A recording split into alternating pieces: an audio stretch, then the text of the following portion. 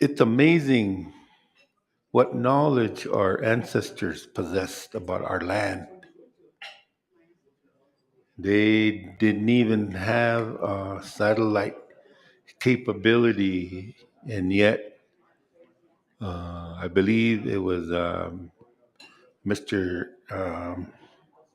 Badhard Bull that drew the Black Hills, Chetapa, all of its rivers.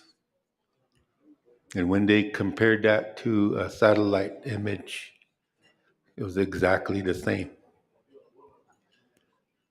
So the land is us, and the land is us too in reverse. We existed on this land for a long time. We made Wolakota with the land, and that's how we existed to this day.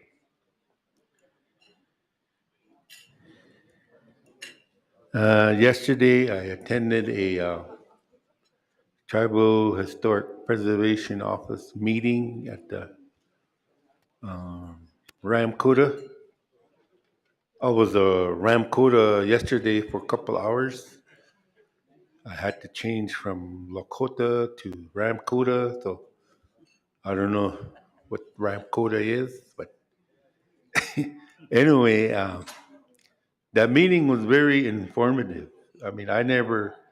They have a lot of information and all the issues, and I didn't know that some of that issues were going on, and it was a good, informative meeting that I attended yesterday, and I emphasize working together with the HPOs, with all the tribal organizations, such as the Wounded Knee Descendants. We need to work with those together.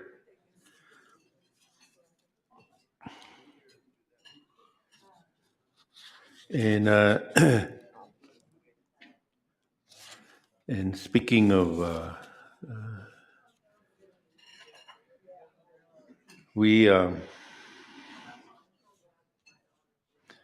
we talked about Teosh ways for a long time, and I think Harold Salway Kanashi Harold is a part of that too for a long time, and all the other leaders that started that, they're not here anymore. But we still got to try to move forward with what we have. And so, having said that, um, I don't know when the next treaty meeting is going to be in spring or whenever, but um, I do have a PowerPoint on Teoshwe and that I like to present at that time. And so we can all be informed about what the Teoshwe's roles and responsibilities are. And we need to reestablish all our Teoshwe's.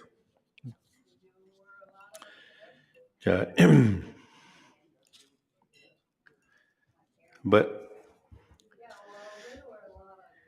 I think I've been saying prayers for the land that where we live at Wakapashte was getting really booza dry, and our creeks went dry and our stop dams went dry, and I guess I'm the only landowner that I don't have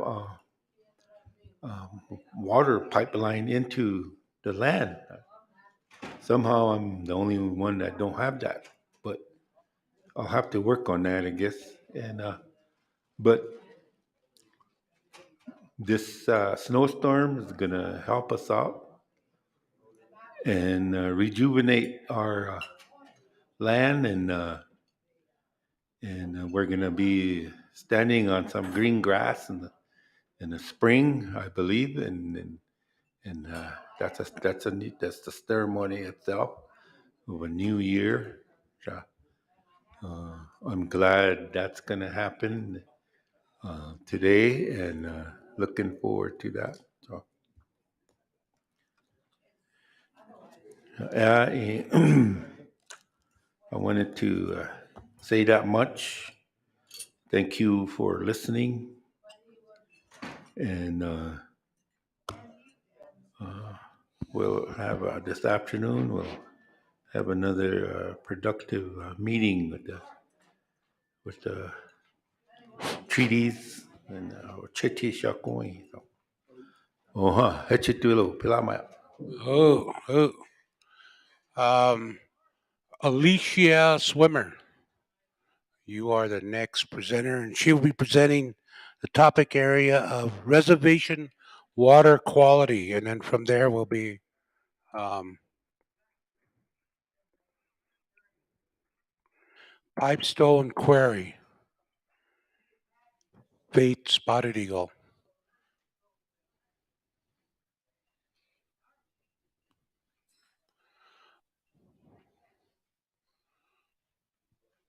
You need any technical stuff? Technical, where's our technical people at? I don't know.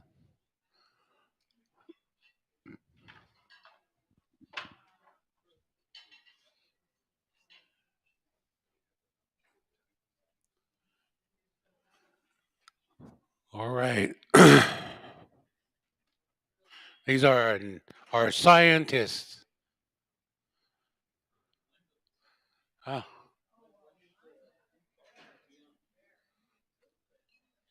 um,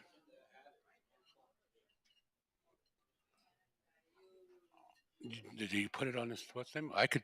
Let me see what we're gonna do. I'll talk to him. Okay.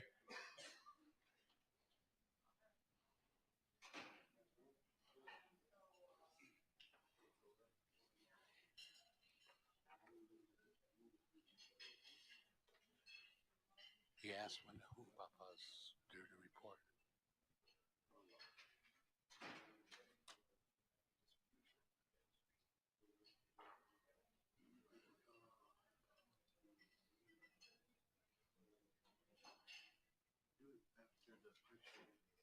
Okay. You all set? Okay.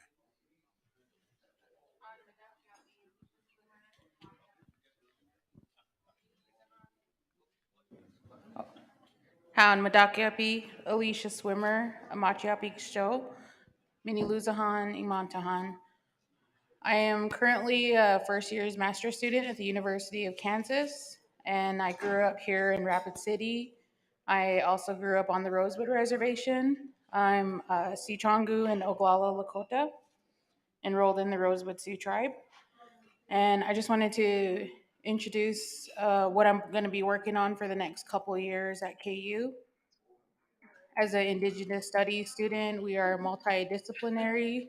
So a lot of us in our Indigenous studies program go into several disciplines, ranging from policy, law, science, history, anything we pretty much want. I think Indigenous studies should be included in the STEM field because of the nature of our people. We are already scientists. So this is called Research by a Foreign with Oceti Sakowin. My research interests include policymaking to help protect and rematriate Unchimaka, ancestral inherent lands as confirmed by our treaties with the United States of America. Natural law of Oceti Sakowin to protect indigenous nations, especially within our treaty boundaries. That includes our people, the animals, plants, everything that we need to live here. And a little bit about my background, I did take a legal studies emphasis at Sinte Gleshko University, which got me more interested in policymaking and law. I did graduate from Haskell Indian Nations University with my Bachelor of Science Business Administration with Management this past May in 2022. I did complete a summer internship with Haskell Environmental Research Studies Institute. And I'm only bringing that up because I feel like our nation wasn't really represented there. And they're doing a lot of work with helping Indigenous students develop research proposals. And they're really concentrating on our people and our interests because most of us that were there have things that we want to research. And that's the poster that I'm going to present here too as well. And they they really like to get people from tribal colleges and universities. So if you're from Sinte Gleshka or Oglala Lakota College, I think it's a good thing to get involved with the HERS program because they do pay the students, they house them, they feed them. We visited several reservations, so it's interesting to see how other tribes are doing things to reclaim the land, whether they're relocated or if it's their ancestral lands. And I just wanted to share the UNDRIP Article 10, which basically says um, about our land being taken from us without our consent. And they want to offer us compensation, but it says the option of return. And the return of our lands should be something that we should all be working on because, I mean, I think we would be the best stewards of our lands like our ancestors did. And this is the research proposal poster that I created this past summer.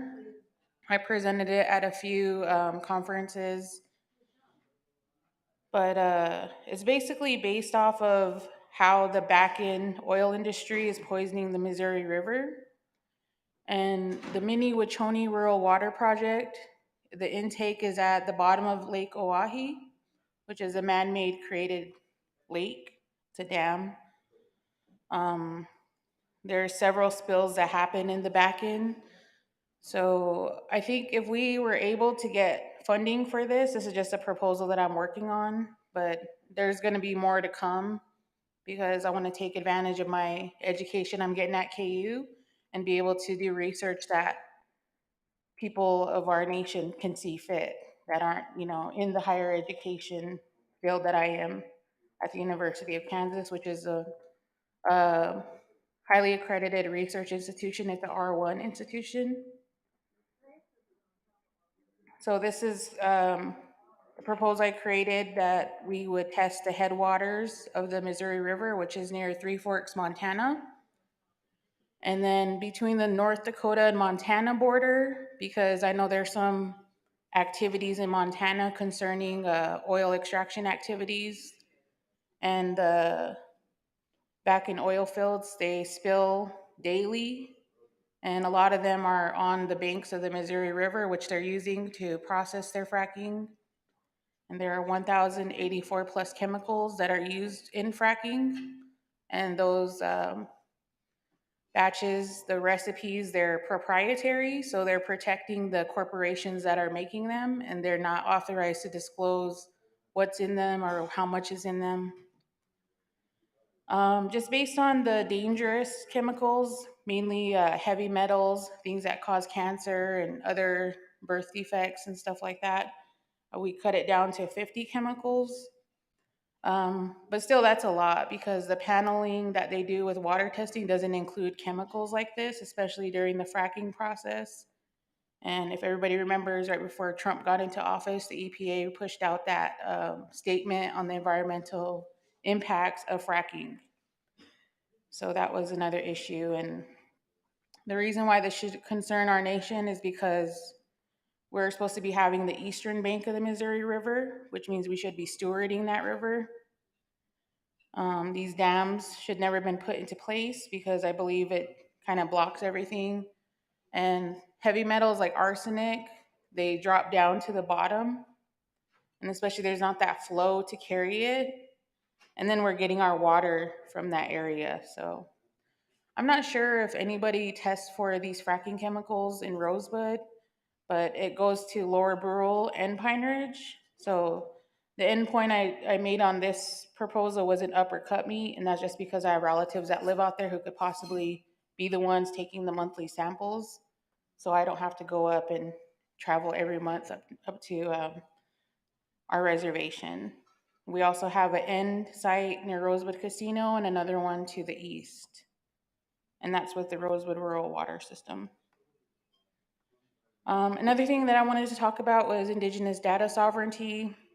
And this is because of the university that I'm at. Primarily white institutions are using Indigenous data to profit in their careers and personal wealth. As everybody knows, with LLC, they're using our language for profit and their own personal gains.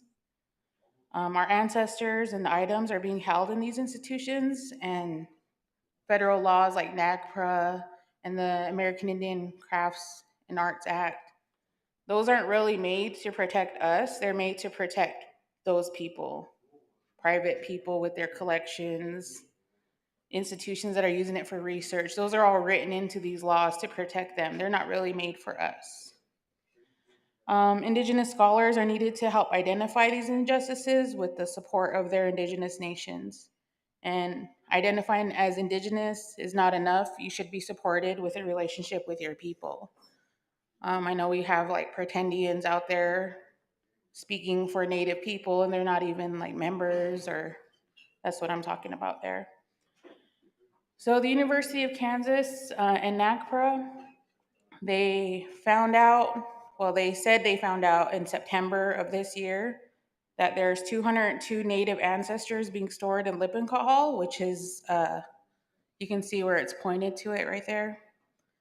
That's where the Indigenous Studies program was located, and our staff and faculty are Native people, as well as a lot of us students there. So we chose to move out of that building, and we're now in the process of being in a different hall, and also sort of demanding that they build a community center for our people.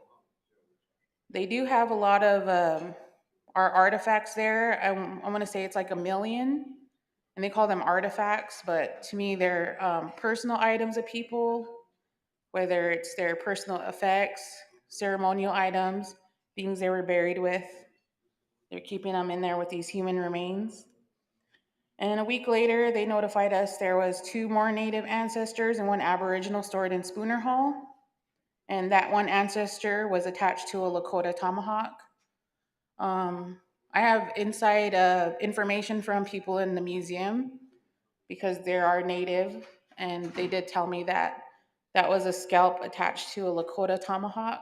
So I don't know who the scalp would belong to, but during NAGPRA, somebody in the museum decided to separate them. So I don't know if that would be technically one of our ancestors, or I don't know the significance of having a scalp attached to a tomahawk like that. And a few days later, they said that there's a South American ancestor being stored in Fraser Hall. And then the inside information I got, they moved that ancestor to Lippincott Hall with the other 202 Native. They're calling them culturally unidentifiable, so that's why they're still holding on to them. They have completed steps to repatriate, and they're starting the process again because the last repatriation was in 2007. And this is a sign that they put on the buildings. They're making the Native people be responsible for all the remains, even though one's Aboriginal, one's from South America. So that's an issue right there. Students like me are being excluded from the advisory committees formed since the recent disclosure. And that's just because there's some natives that are from different tribes that are employed by KU. So they have a little bit more power to push their personal beliefs on the rest of us, even though we're all from several different nations. Chancellor Doug Girard has been silent this whole time concerning this issue. The NAGPRA letters are in his office waiting for his signature, though. So that's something that I was hoping that maybe the TIPOs here or other leaders can push them to go ahead and get those sent out so they can start that consultation process. So that's what I was pretty much asking here too, is the research that I'm going to be doing at KU, just looking for ideas, things that if the community sees a need that they think I could do. I'm open to those ideas, and also TIPOs of Oceti Sakowin to get in contact with me, or I gave Phil here some cards of the tribal liaison They are running a repatriation series. I know that Dwayne Hollowhorn Bear came and he showed his two shirts from his grandpa, Chief Hollowhorn Bear, and explained the spiritual significance of these items. These ancestors that are culturally unidentifiable are claimed by our community in Lawrence, Kansas. So KU is located where Haskell is. They're in the same town. So there is a large Native community there, and there's natives that live there that aren't even associated with the universities, but they're from up here, all the different reservations. So we all know each other in town. So that's what I was wondering if the elders and tipples are invited. They would provide you with your input, be able to introduce yourselves, and kind of let them know uh, what they would need. And they created this website about it. They want to meet with Native and Indigenous community. So that's what I was wanting to invite the Tipples to do is, I know they didn't send the letters out to you guys, but I was hoping if we could be more proactive on it, they would have to take it more seriously. But yeah, that's just some support that I needed from people. And also which IRA tribes need to be included in this delegation. I wasn't sure where to start looking for the Tipple officers to contact on that one either. And I just want to share that quote by Sitting Bull because I think a lot of people should be involved in the science fields and in these higher education universities, especially they're not used to having us around, so they don't know about our opinions on the situation, especially how they're treating these ancestors, moving them around from building to building, and then don't tell us. And I think we're the only Indigenous studies program in the world to be having to be in the same building as our ancestors. So we're pretty special. But I just want to thank everyone. Thank you, Phil, for inviting me and having us here to speak about these situations that we're trying to help with in the higher education field. I do have like a year and a half left in my degree. I'm debating on whether I should go into law school or something like that because that's mainly where these problems lie is policies. Most of these laws are created to protect white people. Thank you. Okay, thank you very much. Any questions? Okay, thank you very much for presenting. Would like to get the query, Pipestone Quarry.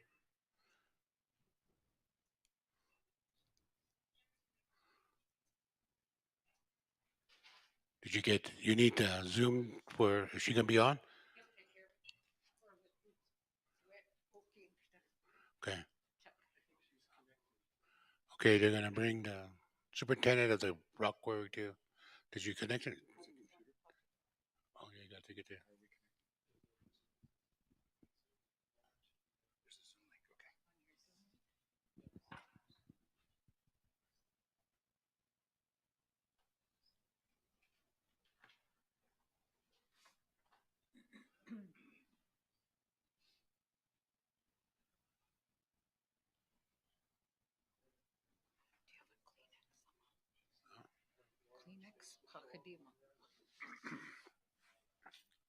We don't.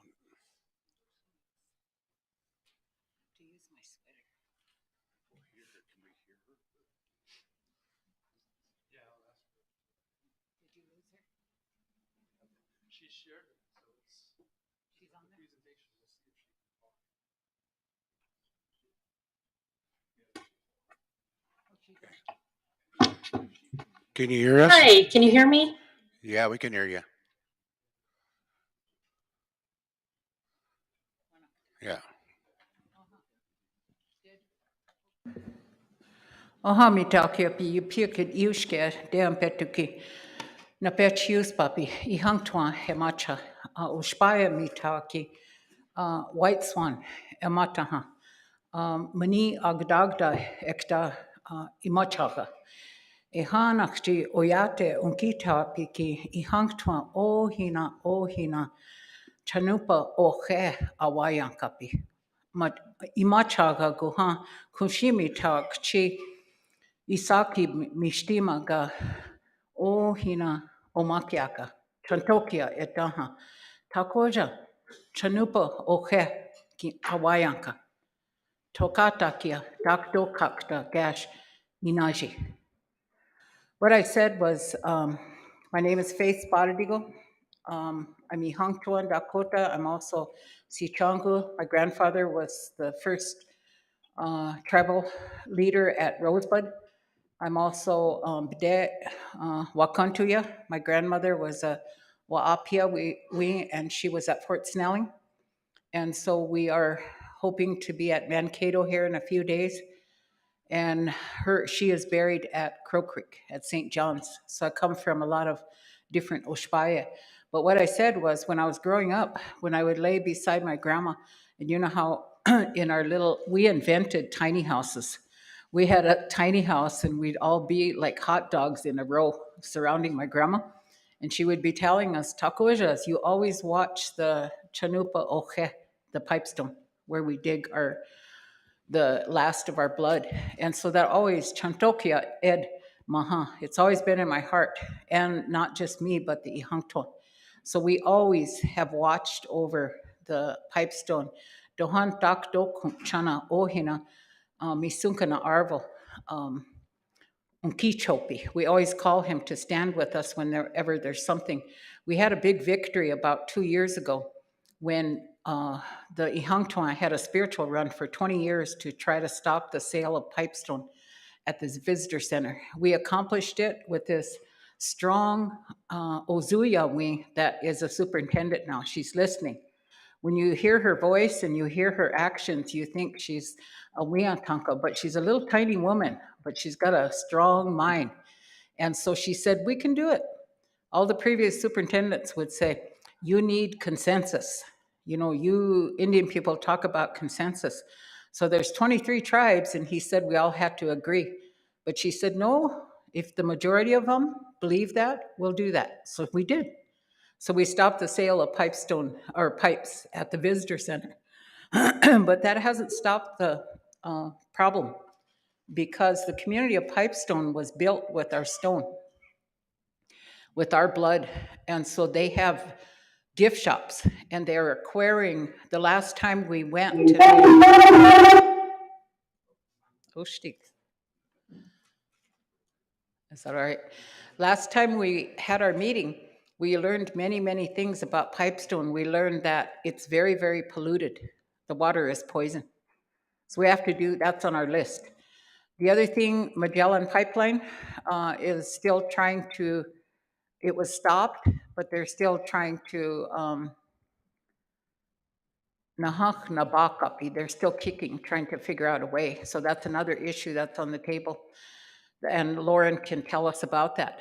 But in the meantime, when we had that meeting, we had a tour of the grounds. And on the Wazia Takia, Makocha Ekta, on the north side of Pipestone, I saw a bunch of people digging in the quarry, in the stone. And so I asked Lauren, I said, what is that? And she said, those are people quarrying.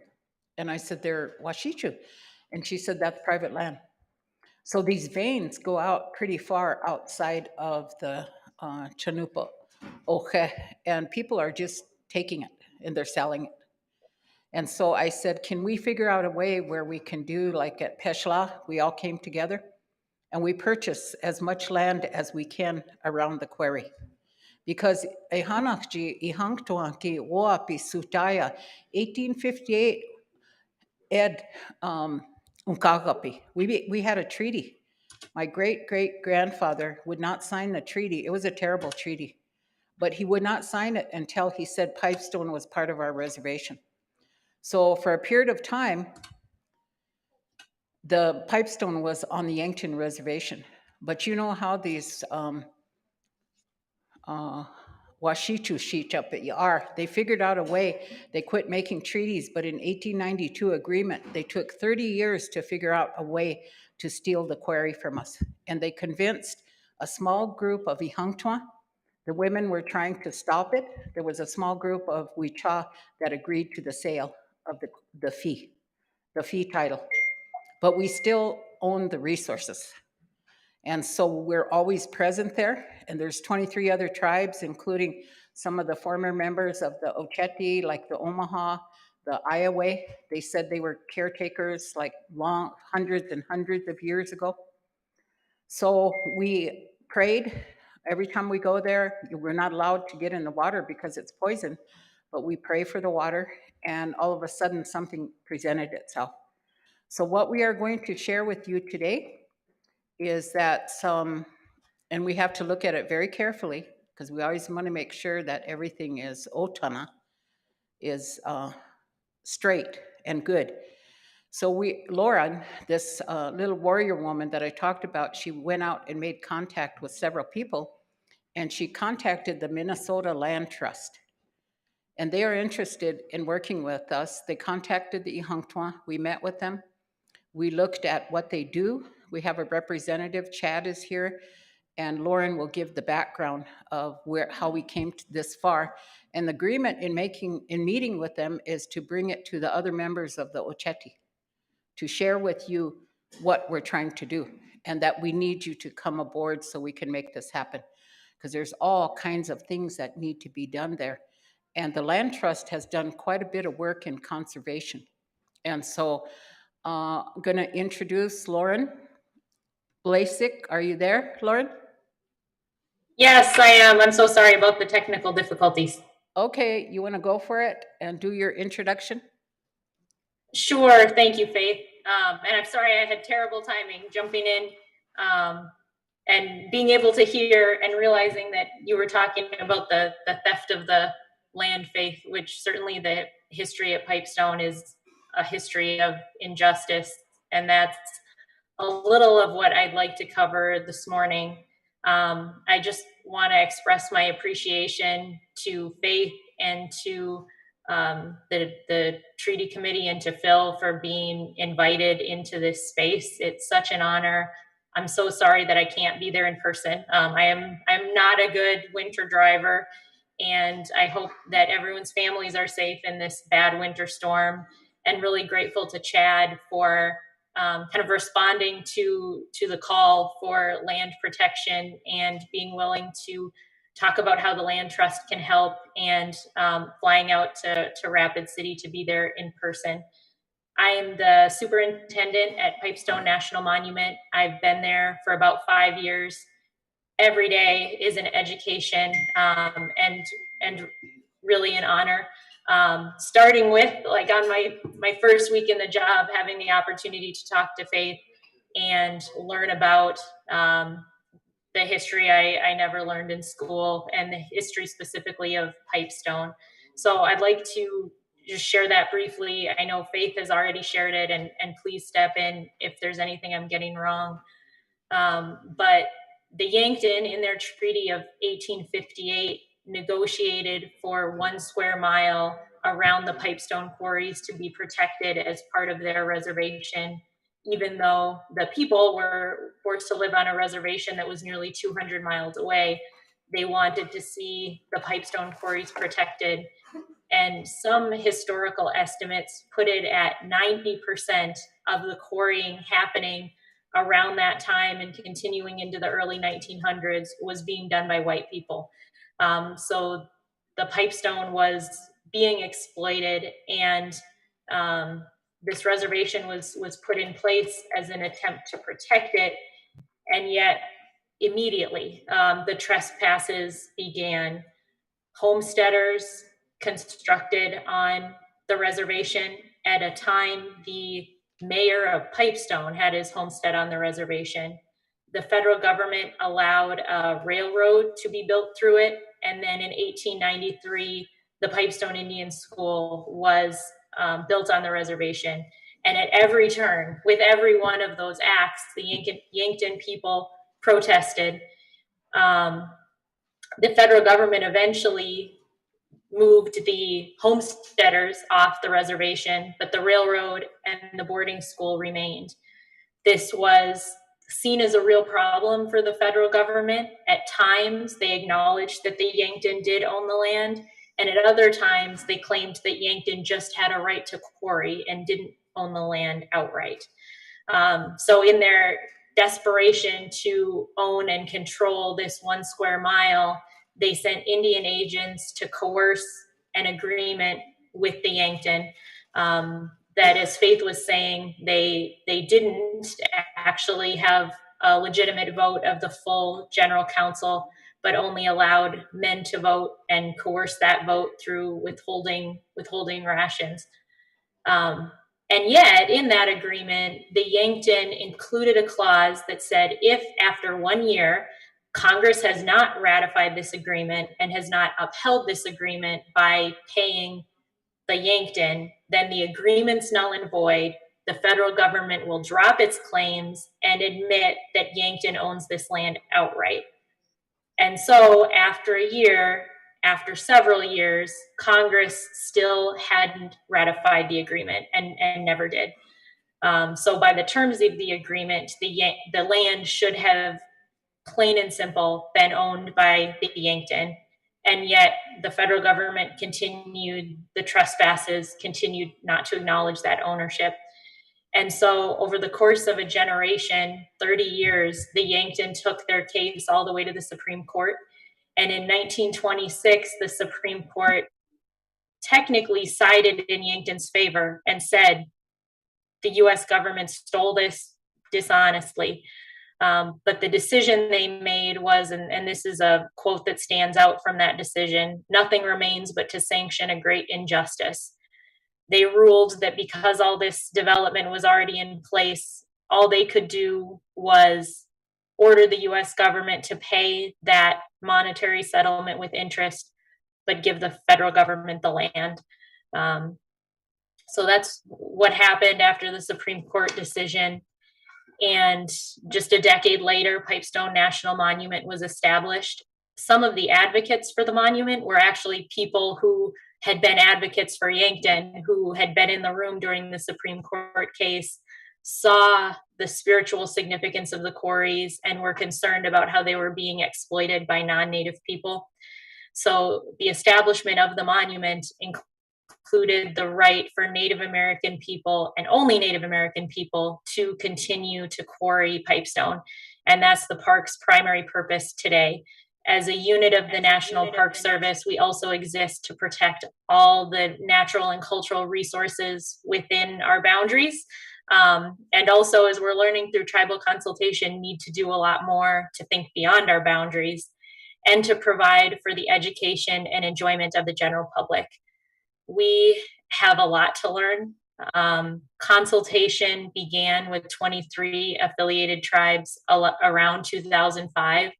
And I think we've come a long way in how we're caring for this site since then, but again, have a long way to go in learning what it is we're protecting and how we do that in the right way. And that's why I'm so humbled to get to work with Faith on a regular basis, many other tribal partners, and be able to participate in a meeting like this one. So if there's one thing I've learned through consultation, it's that those 300-acre boundaries are arbitrary, and that the significance of Pipestone and the spiritual landscape has nothing to do with those boundaries, extends far beyond them. And a lot of the threats that we see to that spiritual landscape are outside the boundaries of the monument. Number one among them is pollution in the Pipestone Creek. The Pipestone Creek that flows through the heart of the monument, through the center of the quarries, sadly today is badly polluted. Outside the monument, it's been channelized into a ditch. And so agriculture runoff, stormwater runoff, has led to the presence of high nitrates, of E. coli, and of pharmaceuticals in the creek. Visual impacts, where once you would have looked across the Pipestone landscape and seen endless prairie and medicinal plants. Today, there are more and more intrusions on that landscape, to the point where, the other night I got in my car and I could see Christmas lights. So visual impacts from residential development and from business development, which also contributes to light pollution. And we would like to be able to protect the dark night sky at Pipestone so that being there, at nighttime is also an important part of the significance of that place, and still being able to see the stars from Pipestone. The spread of invasive species is hastened by neighboring development. We work hard to protect the native prairie plants and remove invasive species through things like prescribed burns. But the more development takes place neighboring us, the more pressure we see from those invasive species. But I'm really excited to be here today because we get to talk about maybe some opportunities to protect the land better and for the land to be returned, or some of the land to be returned to tribal ownership. So I'd like to highlight just a couple of key parcels before turning it back over to Faith and Chad to talk about what might be possible on these parcels. The area that you see in yellow, well, the black boundary is the boundary of the national monument, the 300 acres. And then the area in yellow to the south is owned by the Pipestone Development Corporation. They had planned to develop this as residential housing. So it's very close to the quarries. That housing would have been highly visible and impactful from many places within the monument, including the quarries. And now, through conversations with the Hongtawan Treaty Steering Committee and the Minnesota Land Trust, we might be able to have a different vision for that property. Likewise, the area in red to the east of the monument is owned by the city of Pipestone. A portion of the Pipestone Creek flows through that property. You can see how it's been channelized and how that really increases the stormwater runoff. And the city of Pipestone is now considering rezoning that for light industrial development. But again, I think we have a chance to put an alternative vision before the city, before that happens. And so now I'd like to pass it back to Chad and Faith to talk about the work of the Land Trust and how this might be a tool to returning some of the land to tribal ownership.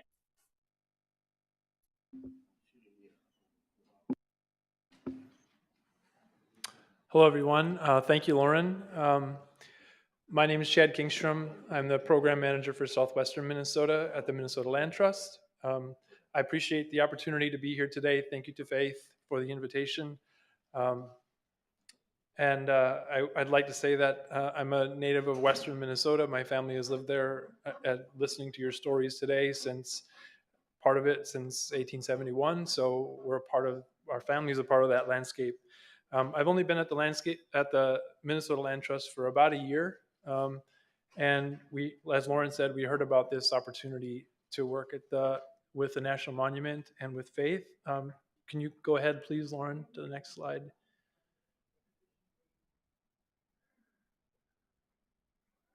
Thank you. This is the mission of the Minnesota Land Trust. The Land Trust protects and restores Minnesota's most vital natural lands in order to provide wildlife habitat, clean water, outdoor experiences, and scenic beauty for generations to come. And part of that, more specifically, is we recognize that to protect natural habitat, that also means protecting the areas around that really important natural habitat. You can see on this map, the yellow dots represent places where the Land Trust holds a conservation easement. And so we work all across the state. There are no yellow dots down in southwestern Minnesota yet, but there will be soon. Go ahead, Lauren. A little bit of background on the project. I was approached by my partner from the Fish and Wildlife Service and said that he had been talking to Lauren, and they called me and brought me in, and we had a meeting in September just to discuss an opportunity to do some protection on the parcels around the monument there. Lauren identified some parcels that are under threat for, it's important for viewshed issues and pollution. There are more parcels around the monument that we're thinking about, but the two we showed on that first map are just the two most important ones to start with. Go ahead, Lauren. So at the Land Trust, we have some different tools that we can use. The conservation easement is our most important one, and we'll talk about that a little bit more specifically. We get state funds through Minnesota's Outdoor Heritage Fund, and so we have grants all throughout the state, and many people like myself who are doing conservation work throughout the state, we get there's money for almost every part of the state to do easements. We can also work with other partners to find funds that are not state funds to do easement and to do conservation protection.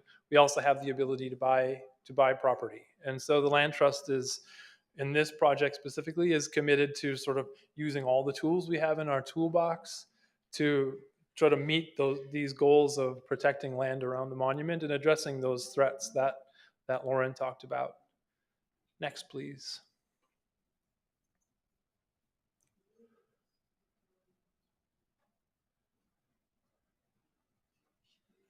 Next, please, Lauren. Thank you. And this is a list of, back one. There, this is a list of things that we do when we're doing a conservation easement project.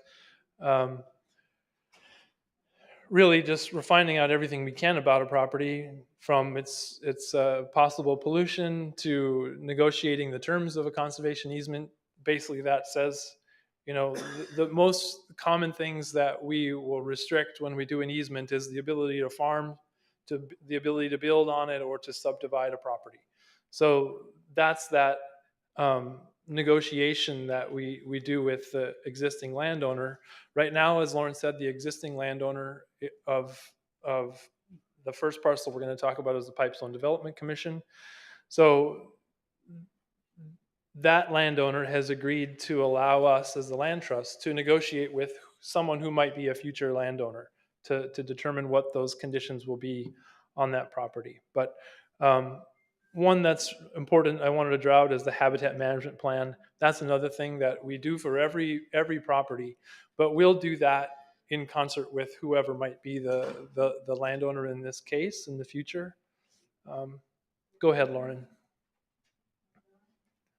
This is just a pretty basic graphic of how a conservation easement will impact the value of the land. We use a market rate appraisal, and so we determine the conditions of that conservation easement. Essentially, the Land Trust is going to buy away certain rights from that property, the right to farm, for example, the right to build, or the right to subdivide.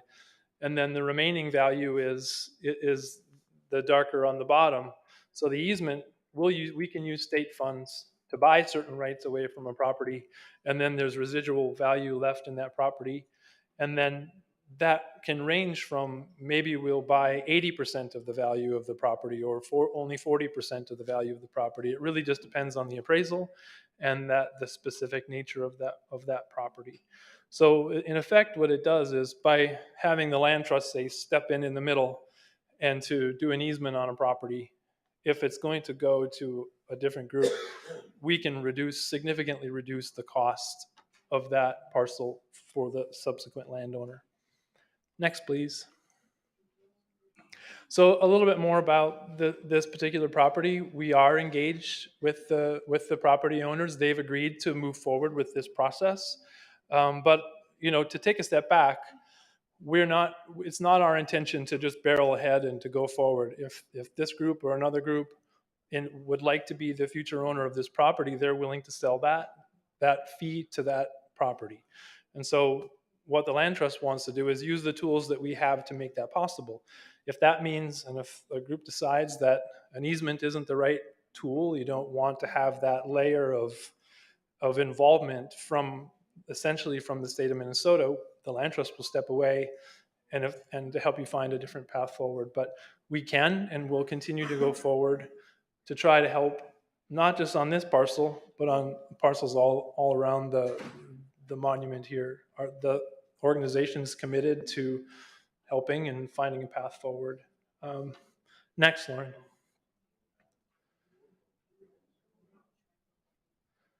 And then also, as Lauren said, this is a parcel that's owned by the city of Pipestone. We've talked with someone at the DNR on the bottom, it's most of this parcel is in the floodplain. Most of it probably can't be developed. So while they have some plans that they might consider, most of that would have to be in the northern part of the parcel.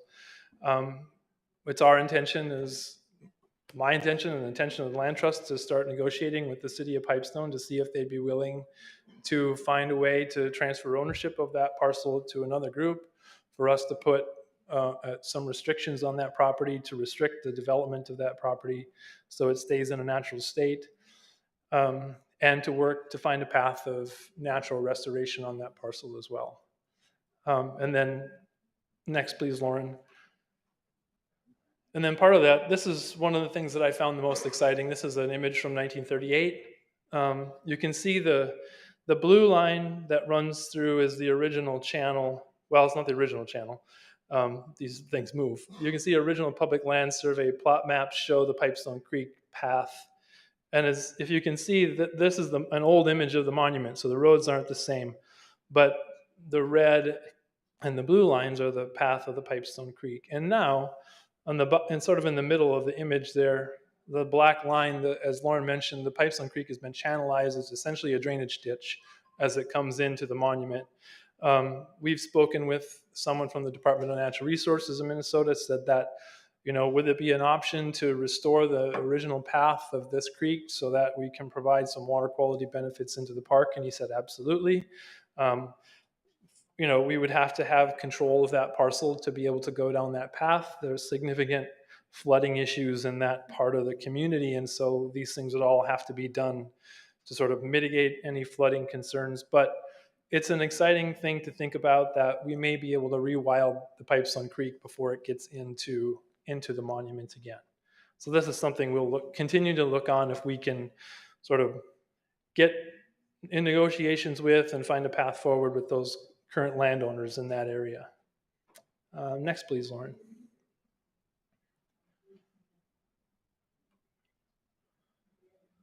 Next steps, we are working with the Pipestone Development Commission to engage in the terms of a conservation easement in consultation with Faith and the Treaty Committee.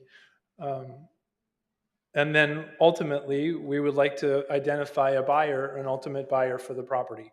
The Pipestone Development Commission is willing to sell. They would prefer to sell. And so who that next property owner would be, it's something that we should work towards and identify as we're working on this process. And then this is a great opportunity for the property to be restored. It's currently farmed. Some of it would have been natural wetland and obviously prairie, but the land trust commonly or usually goes through restoration processes with parcels, especially if they're just in farm fields, cropland.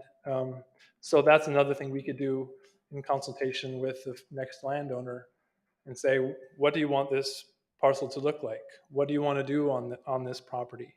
And then, as we said, the ultimate sale of the land to new owners. The land trust does, if there's an easement on the property, the land trust does have the obligation to monitor that property every year.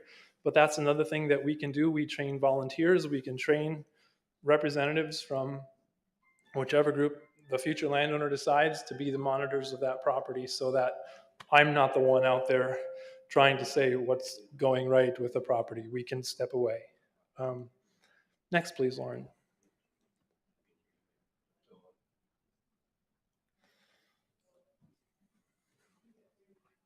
And this is just to acknowledge that there's been a lot of discussions about this in the past.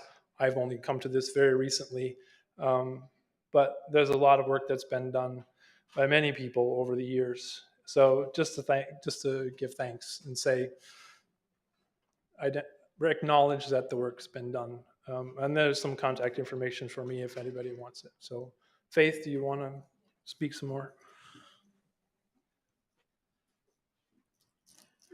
So I know it's getting late and we only have a little bit of time, but are there any questions, comments, input? When Chad said whoever the future owner will be, we hope Ihangton will be part of that. But we're not we're open to whatever Oshpayas of the Oceti want to come forward, but it's not a passive position. It's not just to, you guys go ahead and do the work, or you women go ahead and do the work in this case. But that is going to take a lot of hard spiritual work to pursue this in a good way. And the really exciting thing for me is water, because that whole Pipestone Creek has been, it's concrete. It's been totally changed. And so the idea of being able to restore it to a native grassland, especially that agricultural area, and there's other land areas around, and those veins of the Pipestone Quarry go way far out, and that's what people are mining, and that's what they're selling. The other thing that we've talked about, and I know Misinkana Arvel has talked about that for years, is that we need to pursue legislation to make the sale of pipestone illegal, just like eagle feathers. That's the other thing. We need a new generation of young people to step forward, because we've done that. I'm 74, and we've been involved in other legislative things, but it's time for the young ones to say, I'll be part of that. We'll get draft legislation and we'll follow it. And you have to follow it. Once you can't expect it just to happen, because Congress is not always friendly. And we only have 2 years until the change that possibly we hope won't come. But questions? Taku iduk jumpy. Phil Twigo here. Is this a actual full ownership opportunity, or is this a monument co-management opportunity? At this point, it would be ownership, because it's not national land, federal land. It's private land. If that is the case, then the actual owners should be the Oceti, Sakowin, Oyate. And that's what we'll have to negotiate, because when we did this negotiation, we didn't make any pronouncements of what anybody should be, because we're still in the spiritual praying part of these doors opening. So now when we come together in a circle, we'll bring those ideas forth. It's not for anybody to tell anybody how to do it. It's to talk together like Wolakota, Odakota. Let's sit down and not making orders, but saying, how do we do this? You could set a board of a council fire as the overseeing entity representative from each tribe. And that's probably the first meeting that we need to do, because it's kind of like at the TIPO meeting yesterday, we were talking about the impact of NAGPRA, and we had conversations that we need to think about how we were before NAGPRA. We need to think about how we were when we used that together. So we need to start there. We need to start all over to go back and get that feeling and get those directions from the Wichanagi. They'll guide us. I firmly believe that they will guide us on however it's going to go. And I, as a Ihangtua, I'm not going to tell you or order you how it should be, but we just work hard. We're just working hard to make this happen. Oh, Thank you. Misukana. Mitakapi, Shanapovan Kame. Yuka, Wale, Wanashipikile, Takuka, Shana, Oyate, Ana Kichuapi. Naha, Le Chanupa Chetaha, Wana Duktogana, Taha, Nanjipikte. I want to say in support of the Pipestone Quarries, and as a bundle keeper, the keeper of sacred pipe. No, I was with the elders about not protecting the Pipestone Quarries, and they told me that like I said a couple days ago, that the red pipestone is the blood of our people. And the same amount of iron and the Pipestone Quarries is in our body. That Mother Earth is a living spirit. And according to the prophecy is that if we don't respect the red pipestone, it's starting to turn color. And that is happening. Back in my grandmother, she told me about a story about the abuse of the sacred lands and sacred sites, and then wrongfully illegally taking the land and the Pipestone Quarries, that something would happen. Mhm. And that happened, and it's called the Dirty 30s, when it's called the Dust Bowl that came across the lands.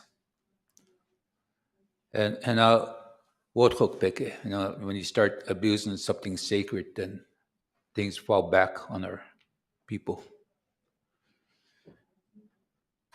So I grew up with the stories of the Pipestone Quarries, and then we start running to Pipestone back in the 80s to protect the Pipestone Quarries.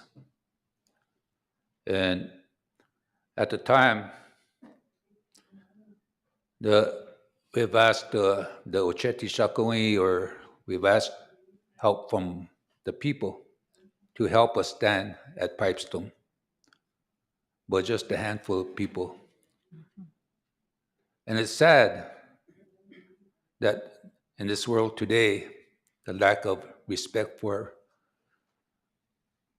our sacred pipestone or the chanupa, because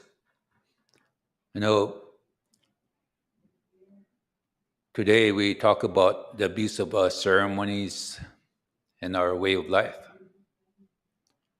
And today young people are standing up to protect the sacred, like over at Standing Rock, we stood up for the Miniwichwani. But during those times of meetings, they said that the Ihangtua and Wakbetua, they were, long time ago, they were chosen to be taking care of the Pipestone Quarries. And that was told by the elders for the people. And so that was, I guess, a little bit of history, but there's a lot of words or history about the Pipestone Quarries, but from that time we walk and run to Pipestone. A lot of them have passed on too. But the police, they told us to run along the ditch because we're going to Pipestone Quarries. They asked us where we're going. But we kept on because we believe in following the Spirit. We believe in making a change. So I believe that change did happen. Now they're working with us today, and they're more open to work with our people. So I'd like to say that much. Thank you very much. Oh, Yeah, Wopida. I think taking off from those words from the historical record is a really important thing, because we step into causes, we step into actions or movements, and we don't have the history. So this is a new chapter that's opening. It's land back, it's legislative. There are really answers to prayers that are happening right now. So I think as part of this new historical record, when we convene in Pipestone, that if you come, you have to make wochunza and not make all kinds of speeches and never show up again. And then you have to bring the young people, like the young lady from KU. We need those type of people to be documenting everything, because the historical record is that I'm 74. I'm going to go for 100, so hopefully I'll be around here for a long while.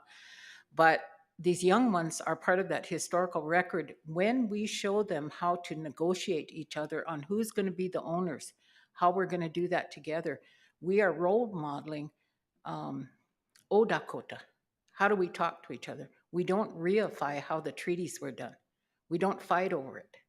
We begin, and this is a place of all places to do it, at Chanupa Oje, which is a place of peace.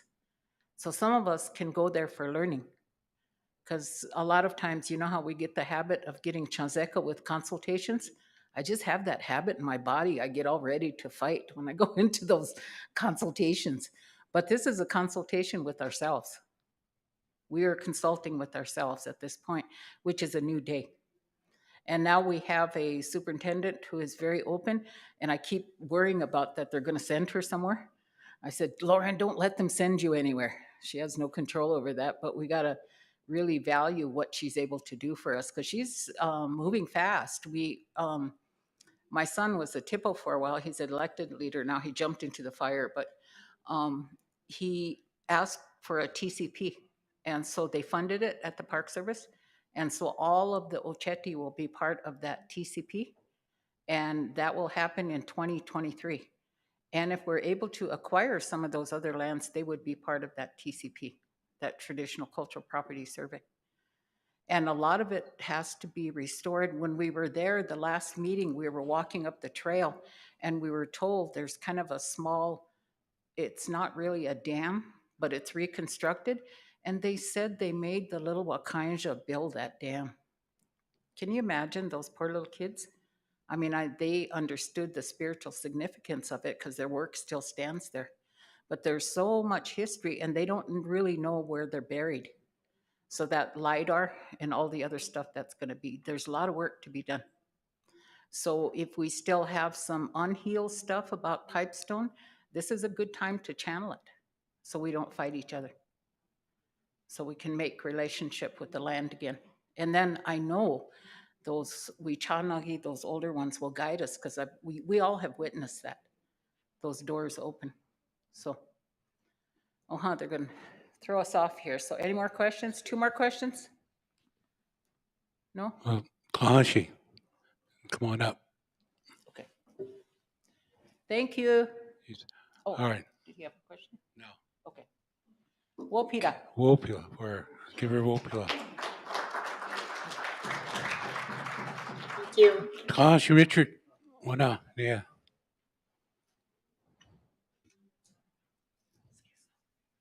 Good job.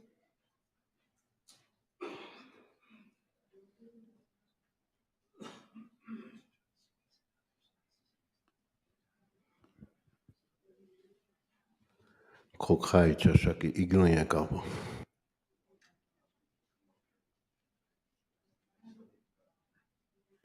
Okay, Kahashi asked Orville and Ivan to come up over here.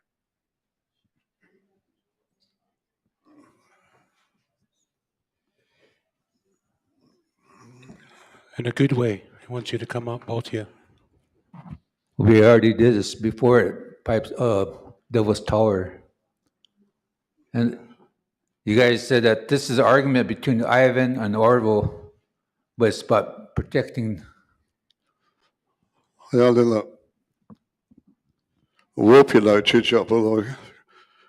you for the beautiful presentations and nice stories. Today, I ask a little bit of your time to join me in prayer. We're going to pray and express our gratitude and our appreciation to 2 of the most important men in our sacred life, Tashi Orville Looking Horse and Tashi Ivan. And if the sisters are here, they're welcome to come up here too. But Tashi Chokata Uolicha. Oniglu Oneha Pictolo. Onaha. Wacheonichi Pictolo.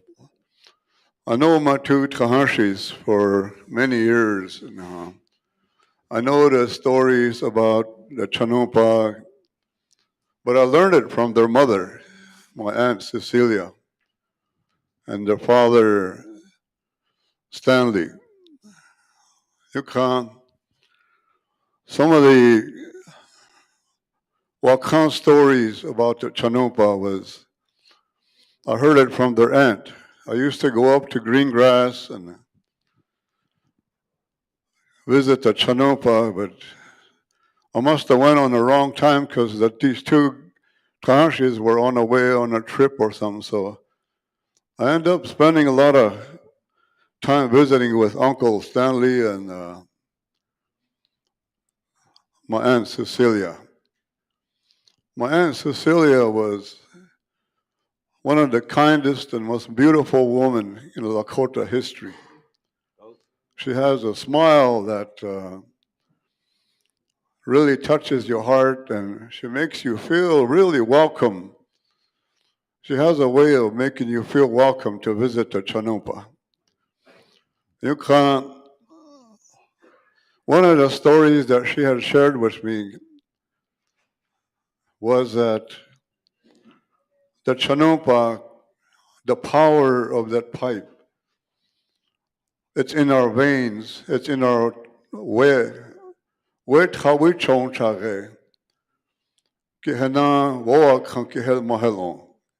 It's in our bodies. Those of you that carry Chanumpa, the power of that pipe is in your veins and in your blood and it's your generations.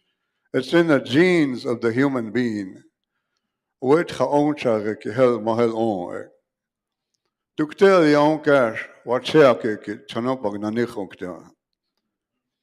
gave us the powerful reminder that the pipe is the people. It runs in the veins and it runs in our genes. We inherit the love of life of the Lakota way through the teachings of the pipe, and then we pass it on to the future generations. Whenever I see my uncles and my relatives, we remind each other about how important life is. You know, some of us pray in sweats, and some of us pray in the altar. The family of the Looking Horse family, they're the caretakers of the Chanumpa. The pipe is inside of their blood. The pipe is inside of their soul. So me, myself, I don't really need to see the Chanumpa. All I have to do is shake hands with my Tahashi, both of my Tahashis. That's good enough for me. I believe in a pipe that is still alive today, the Ptehenchala Chanumpa. Whenever I hear the topic of the pipe, the first thing that pops into my mind is my Aunt Cecilia. She gave us some powerful teachings. And if she was alive here today, she would gather her sons, take them in her arms and say, Unshiki Chilapi, Oyateki Wachiniapi. The whole pipe, the family of the Looking Horse, Martina, Beatrice. Hundreds of years have passed. As to us Lakota people, these two men are very important to all of us. Tuhakchi Lanat Tashi Ikpeunkia Hartahala Chanopake Oihankia Hinarjikte. The end of the era of carrying our Chanumpa will come to an end. These are the last two, and the other relative, the whole family. We as Pipe people, the Buffalo people, We should have taken better care of our caretakers of the pipe. We say Oceti, Sakowin, the tribal governments, 7 council fires. You know, they have resources. They should have built houses for this family, each family member, because they can. They shouldn't have to stay here and there. The Chanupa, they take care of that for all of us. Ochanke, that's just how it is, I guess. We live in a colonized world. We only need it. We only greet them when we need them. Ash. Well, now we talk to them. We're the old people now. We're the history. We talk about our historical relatives, the people that signed treaties, but there is no plan in place of what our future is going to be like. Where is the infrastructure? Where is the government? What's going to look like? In 2024, when a not so good guy gets back into the White House, by the stroke of the pen, he can just do away with the tribal governments. It's that easy. But the Lakota, we don't have a plan in place. What's the Congress of the Teton Nation going to look like?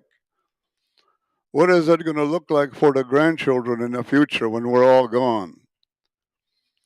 Ochanke, now is the time. Now is the time to renew our relationships, renew our lives. The historical Woichun, what is Wakan? It's inside of our DNA, it's inside of the blood of our people. We inherit negative energies from our ancestors that were Americanized.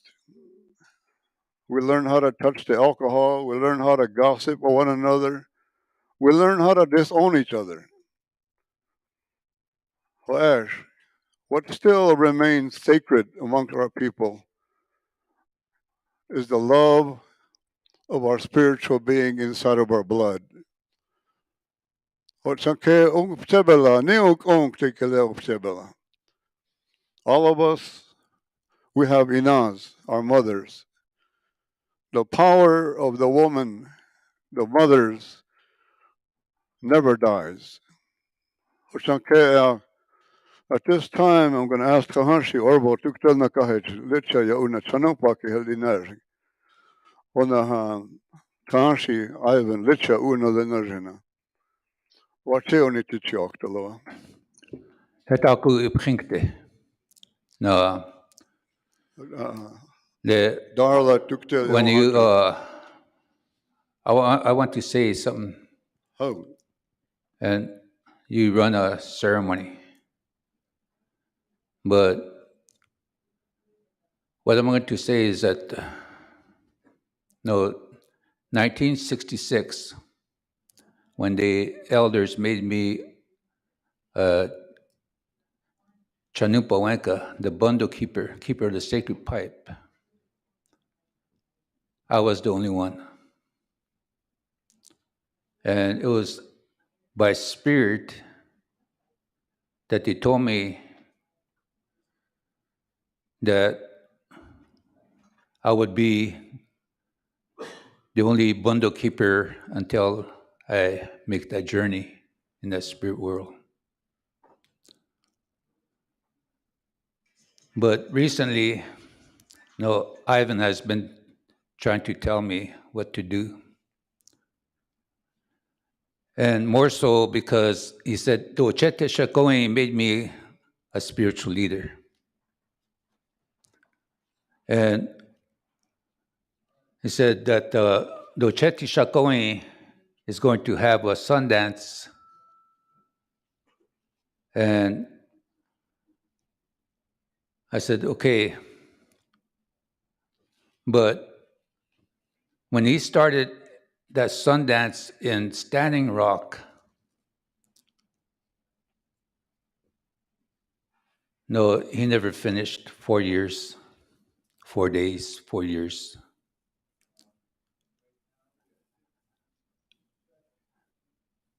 And he was trying to tell me, he came to my Sundance in Greengrass. We were having a